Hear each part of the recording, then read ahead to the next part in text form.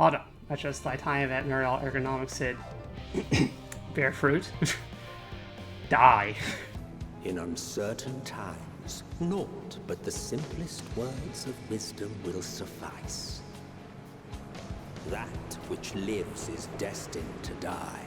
Love leads to loss. Every beginning has an end.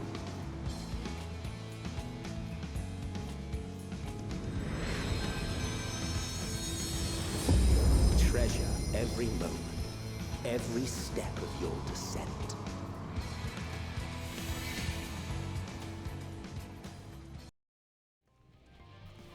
Oh, currently, what's wrong? Hold on, do you sing? Oh. There we go. Oh, I love you.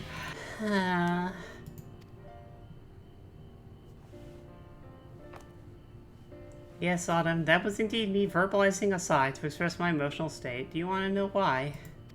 Because I saw the reconstructed environmental data for Aetherius at Logisticon Alpha, that's why. A forest so lovely and so leafy. Are all your forests like that? You should see the forest of the first. One was purple. I say. If a star's so wonderful, it comes as no surprise that you're reluctant to leave it behind. I was a fool to think otherwise. To think that the moon was something worth being proud of. Aw. How ridiculous we must seem to you, trying so hard yet achieving so little. Not at all. Thy works were no less worthy for their uniqueness. I thought I heard tiny voices. Thancred.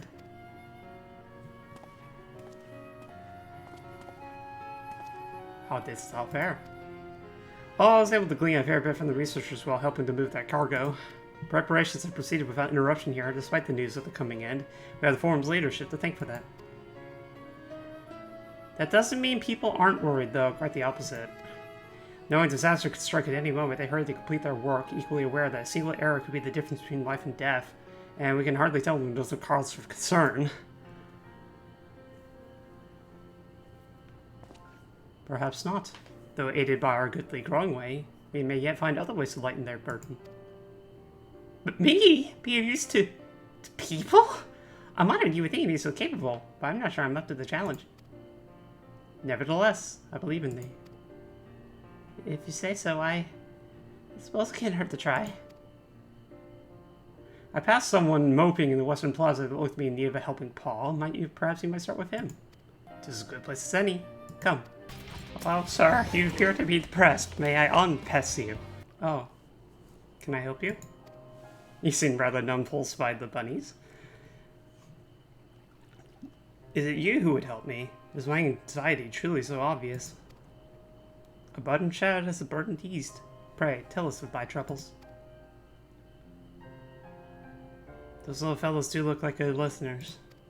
I'm an engineer, you see, and what they say of the ship, that is the sum of decades of Sharlayan ingenuity, that is built with peerless, elegant technology, is all true, but I know that none of it's a guarantee. We have never before launched a starfaring vessel, let alone flown at a great expanse. All the tests we've run have been on the ground. Only operational personnel and cargo will be aboard for the first voyage, but even so, if it fails us, then what can we do? If it doesn't, it could fall apart on the next flight or one after that. We've done everything we can to prevent that from happening, but it hardly matters. We thought the Aether Burner's design was flawless too, and look how that turned out. Thou art familiar with these most daunting technologies, and dost thou hold the power to allay his fears? Oh! I'm not sure about that, but, well... Maybe you could tell me if there's any aspects of the ship's design that you're especially worried about. Our ability to walk about and perform tasks for one, a device and means by which to employ gravity, a spatio-temporal spell to regulate the environment, but what if it's not strong enough? What if everyone floats away and begins crashing into things as soon as we've left the star? Ah, gravitation! Maybe I can be of help after all. Up there, it's not so different from down here, you see. Same rules apply, and if you consider them as part of one great big cosmos rather than separate places. Oh, there they go. I suspect both parties shall find comfort in this conversation. Yeah, Thingrid's tale is true, and still others would benefit from insights born of experience.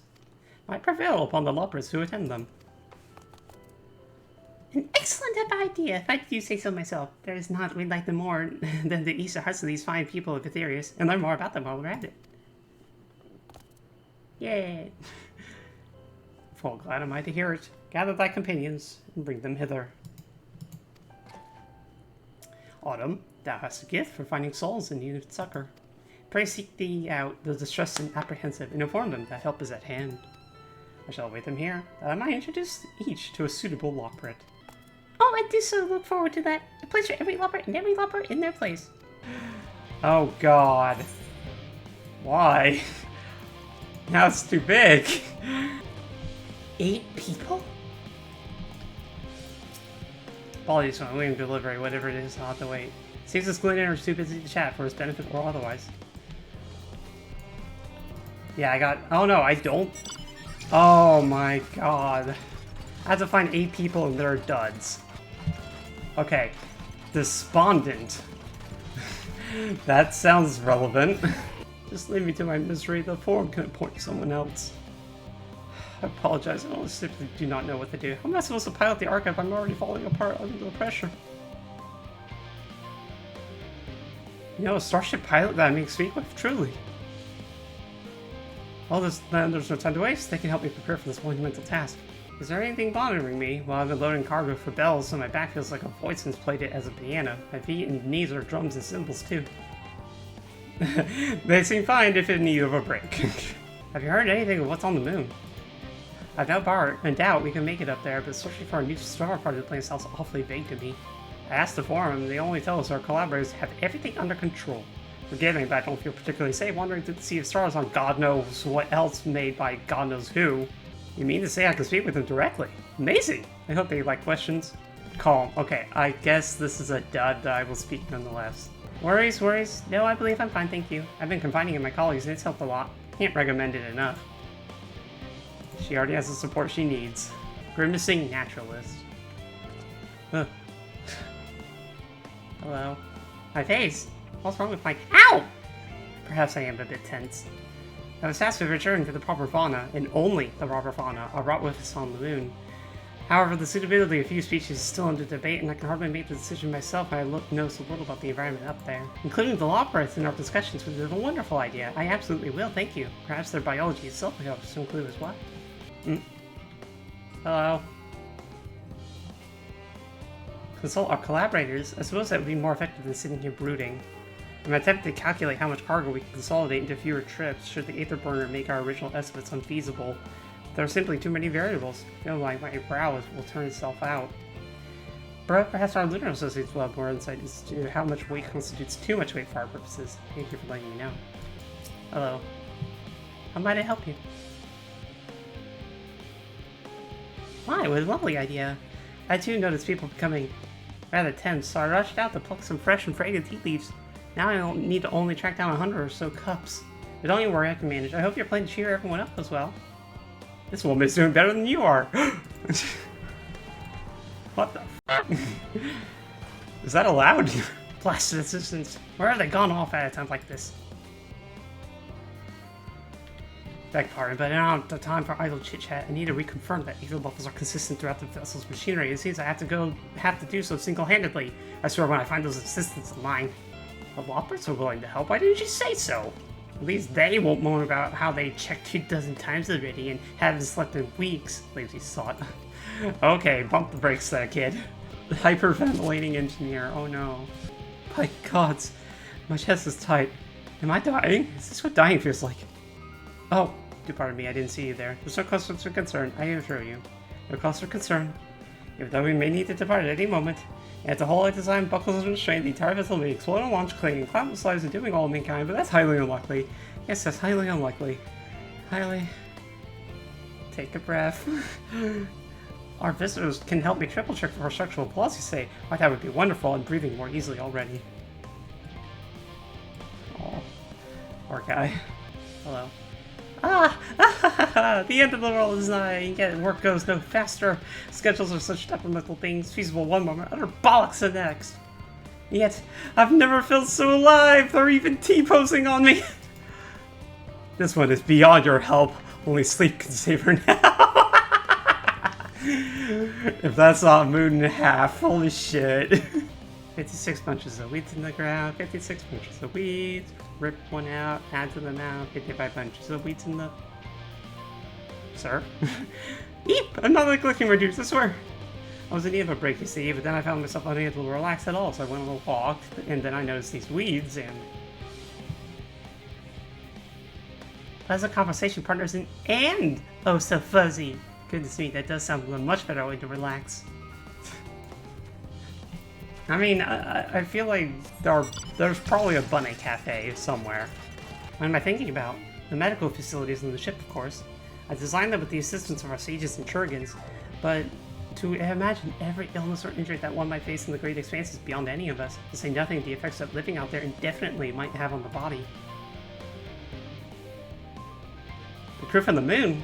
Why didn't I not think of that? Alright, I'm not gonna have to distribute them, am I? Oh no, it's kind of make her scared, you know? We're offering mental health services. Behold, Autumn, though through thine efforts, word hath spread throughout Labyrinthos. Verily, to a far greater number than we anticipated, leaving way off gather more Loprrits as we speak. I shall assign each in accordance with their skills, that new bonds of friendship might be forged. Should greater matters require thine attentions, watch over them, I prithee. Oh, okay. No, not the owl! Hey. Phew! Oh, finally some rest! Why, I haven't spoken so much in, well, in forever. Oh, hey, Thinkword. Lively, isn't it? The town is abuzz. Everyone eager to meet with our friends from the moon. I mean, I would be too. It behoove you to consult with Sleeping Way. As our moon's pilot, his advice should be most pertinent. Wait, you... Hold on. You made the sleeping one the pilot. And we don't see a concern with this at all. I'm impressed. Truth be told, I struggle to tell one from another. No offense intended, of course. None taken. After you and your friends left Mare Elementorum, we spent no small amount of time with your Urianger. Oh, the conversations we had. He told us all about Atheris, answered our every question, no matter how trifling or trivial. I suppose his experience with the Fae probably tempered his, patience. Look! Every page filled to the margins with knowledge. When I first arrived, I was struck by how little I knew. It was daunting. But then I realized that were it not for Urianger and his teachings, we'd still be stuck on the moon, gazing at your world and wondering what we've been missing. What would they think if they could see Urianger now? I dare say they'd be more than a bit surprised. And impressed, no doubt. Master Louis Soir, Minfilia, Papalimo, and not to forget...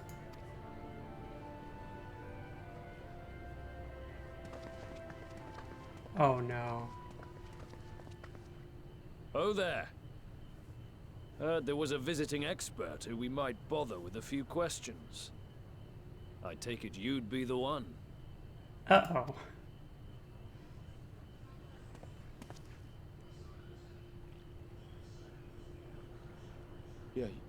Yes, I am.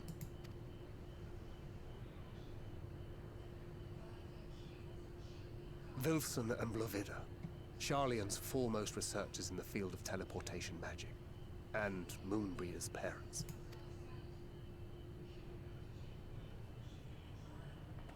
It hath been some time.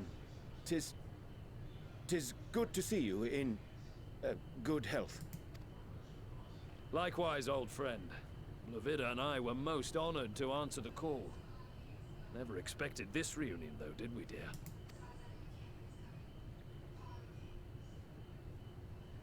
Alfei, the nerve. Sending that letter, then running off to the gods know where. Oh. Oh. Do you have any idea how worried we were? Oh.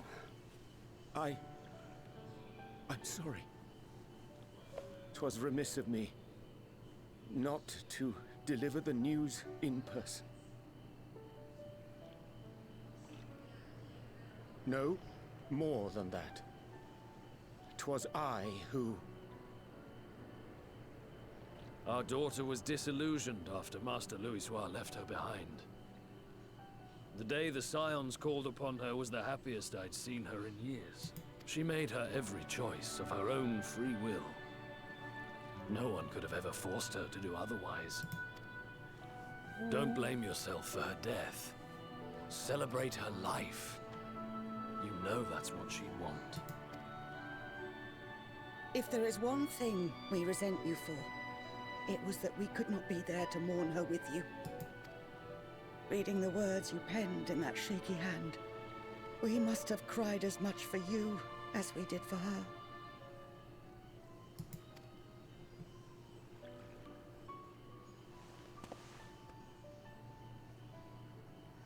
I'm sorry. I truly, truly am. I knew not what to say. Knew not how to express my feelings.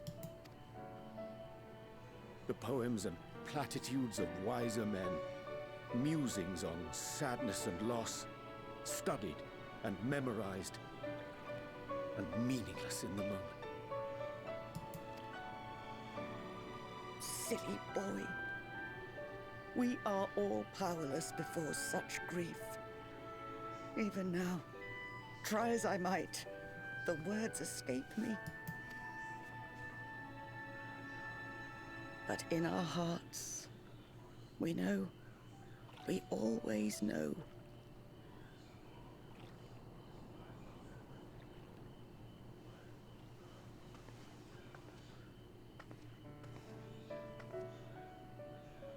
I remember when you were young, how the lads teased you for choosing the company of books over others. Our moon didn't take kindly to that. Be nice to Urianger, she'd shout, and give them a walloping. No matter how many times we scolded her. So we offered a suggestion. Rather than starting fights, why don't you be the bridge between Urianger and the others? She had to mull it over for a while. Arms crossed, brow furrowed in intense thought. But from that day on, she never let you be alone. She'd drag you outside to play, pepper you with endless questions, read the same books you read, all to try and understand you that much better. I'm sure it was annoying and exhausting at the time, but she only ever had the best of intentions. And look at you now, at the center of the crowd. The reason there even is a crowd, having brought these people together. You've no idea how proud we are. To see the boy, our daughter, trusted and believed in more than anyone, grow into the man she always knew he could be. I can see her in you too. Feel her. She walks with you wheresoever you go. So thank you, Urianger, for being who you are.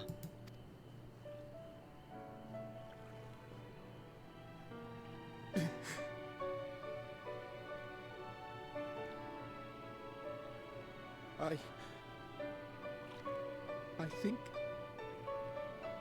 I can feel her too.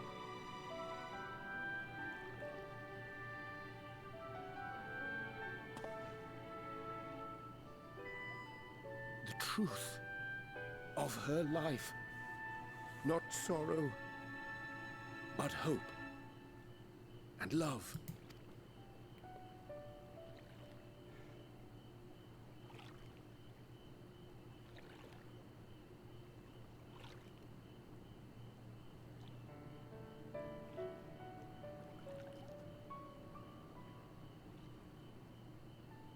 This moon breeder, she was in important to him, wasn't she?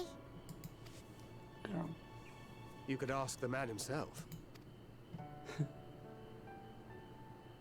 Oh, no. But watching this exchange reminds me how much I've yet to learn about your world. And its people. You can live here your entire life and hardly learn a thing. And that's why it's too soon for this to end.